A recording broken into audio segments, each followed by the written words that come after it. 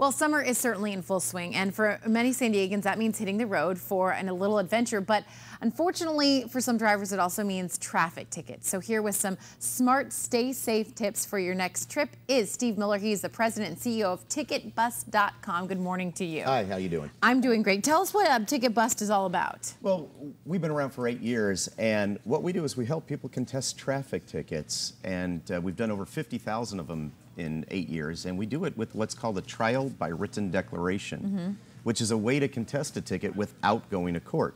Most people don't know about this. So who is eligible to do the trial by written declaration? Anybody 18 years or older that receives a traffic infraction.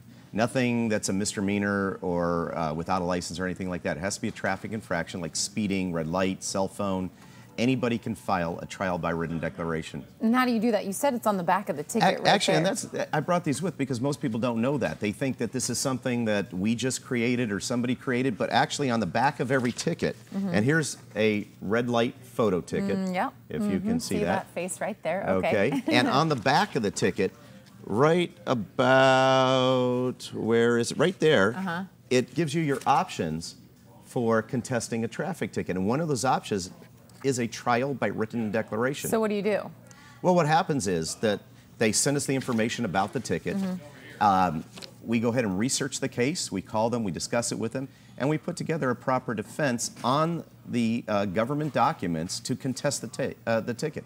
It's like going to court without going to court. Because the fact of the matter is, so many of these fines have gone up. We're paying more for infractions like using a cell phone, not stopping at a red light, those sorts of things, right? Absolutely. Matter of fact, a red light photo ticket, the base fee for a red light photo ticket is approximately $4.36, I believe. Yeah. And that's just the base. That's the state fee. Every local government and county government adds on top of that. So the fee approaches about $500 once you add in the other fees for a red light photo ticket. Failure to provide insurance, wow, $765. Yes. That's a hefty fine. $765. It's a lot of money. You need to have insurance. The judge does have leeway. If you show insurance after the fact, you bring it to court, they can waive that fee. Okay. But it's at the discretion of the court or the judge. But if you don't have insurance and don't provide it, $765. I had no idea that it was $616 for passing a school bus with the red lights flashing. Absolutely. They consider that hazardous, dangerous to kids, and it's a very large fine. And then a few of the other ones we just mentioned, running a red light, failure to come at a complete stop, $214. Now, the texting and the cell phone one, I understand that police officers are not giving out warnings anymore. If they see you on your phone, you're just going to get a ticket. Absolutely. If they see you holding that phone, they will pull you over. The base fee for that is $148. Again, that does not include local and county fees, so it does approach $200 for the first ticket. The second one is over $250.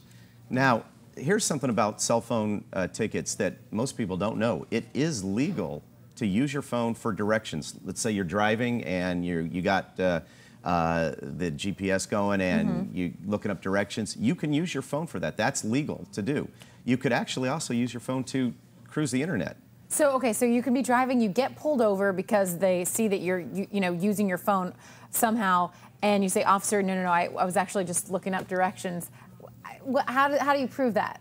That's the interesting thing. If the officer sees you holding the phone, they'll pull you over, and it's up to you to prove that you weren't using it to talk, text, or communicate with another person. You have to do that with your phone records, and your phone company can provide you with those records. We've contested many cases, and we show them that they weren't on the phone, they weren't texting, they weren't communicating with another person. That's the key point. They could get out of that ticket. And another thing you mentioned is you can't ever use your phone even when you're stopped at a light. Yeah, my wife is going to kill me because I'll tell you, she got a ticket for this about a month ago, and I mean, she knows better. She's married to me. And so she stops at a red light, and she pulls out her phone, and right behind her, there's an officer. And unfortunately, she started arguing with that officer too, and she knows better than that. But you cannot use your phone when you're stopped at a red light for any, any communication. If you're in that car, the motor's running, you cannot communicate on that phone. Good to know. Might save someone up to $200. So you're at TicketBust.com, and are these, is this information, these tips and all these myths on your website? They're on our website. We give away this free. We tell people to put their registration, a copy of their driver's license, their insurance in there. It's a great place to keep everything in their glove compartment. It has tips on it, what to do if you get pulled over. It's also in our book that we wrote, Traffic Tickets. Don't Get Mad, Get Them Dismissed.